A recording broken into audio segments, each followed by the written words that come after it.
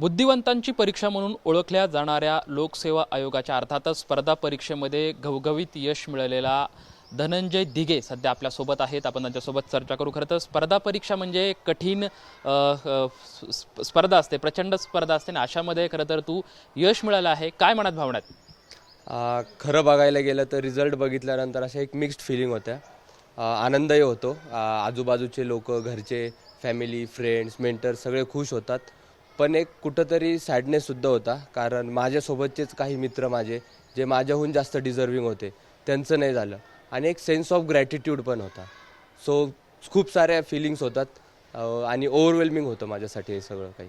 बरं, खरं तर स्पर्धा परीक्षाच्या या सर्व प्रक्रियेमध्ये राज्यातले असेल किंवा देशातले असेल किंवा ग्रामीण भागातले अनेक विद्यार्थी यामध्ये उतरतात. मात्र यशाची हमी तितकी नसते, कारण की जागा खूप कमी असतात, विद्यार्थ्यांची संख्या खूप मोठी असते.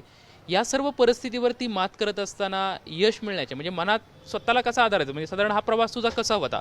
स्पर्धा परीक्षेकडे वळण्याचा आणि स्पर्धा देण्याचा आणि यश मिळण्याचा हा प्रवास कसा होता? ज्यावेळेस यश हुलकावणी देत होतं त्यावेळेस मनाला कसा समजावत होतास? नक्कीच खूप अनसर्टन एक्झाम आहे ही.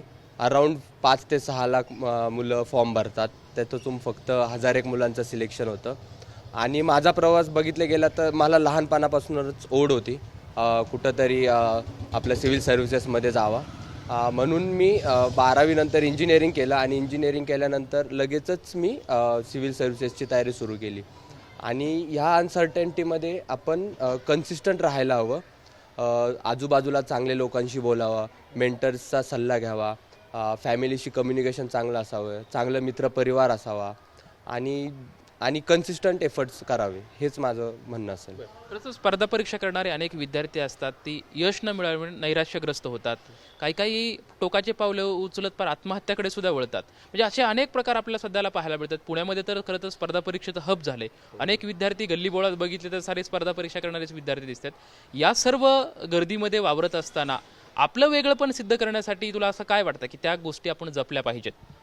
हो, नक्कीच. आता रिझल्ट न आल्यामुळं मुलांचा चांगला तर मुलं हताश होतात.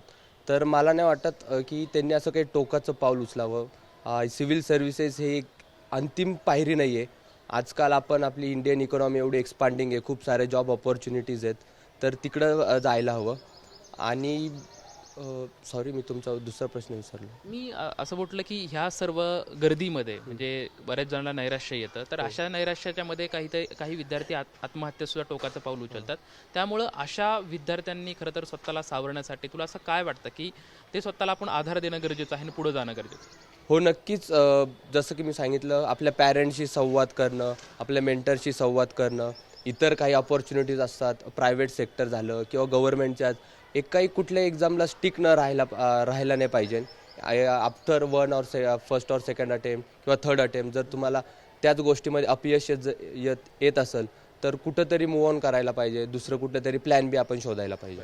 खरं तर या तुझ्या सर्व प्रवासामध्ये महत्त्वपूर्ण योगदान कुणाचं राहिलं किंवा हा तुझा जो यश आहे ते यश नक्की कुणाला समर्पित करशील?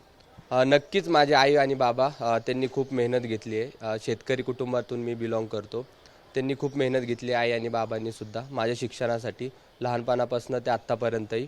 आणि माझे काही मित्र आहेत त्यांनीसुद्धा, आणि माझे मेंटर्स, मी इथं ज्ञान प्रबोधिनीमध्ये असतो तर तिथं विवेक कुलकर्णी सर आणि सविताताई यांचंही खूप मोठं योगदान आहे. तू आता सांगतोय की तुझं शेतकरी कुटुंब आहे, पार्श्वभूमी आहे, तो प्रवास नक्की कुठला आहे? म्हणजे कुठल्या गावातून येऊन तू MPSC केली?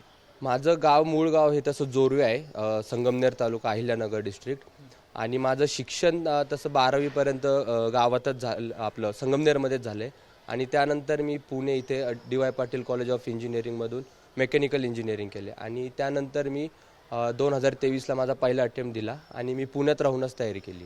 आता प्रशासकीय सेवेत जाणार आहेत, कुठली ध्येय धोरणे, कुठलं उद्दिष्ट घेऊन काम करणार आहेस? आत्ता जस्ट कालच हा रिझल्ट आला. खूप उत्सुकता आहे प्रशासनमध्ये जाण्याकरिता. तर आम्ही एक कन्सेप्ट इथं शिकतो UPSCच्या मेन्सच्या एक्झाममध्ये, गुड गव्हर्नन्स म्हणून. तर नक्कीच त्याचसाठी माझे प्रयत्न असतील, गुड गव्हर्नन्स आणि अपहोल्डिंग इंटिग्रिटी आणि लोकांपर्यंत पोहोचण्याचा प्रयत्न असेल नक्कीच.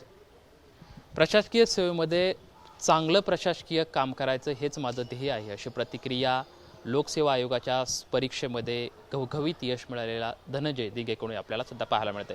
कॅमेरामॅन विशाल रायपुरेसोबत लक्ष्मण जाधव, TVN मराठी, पुणे.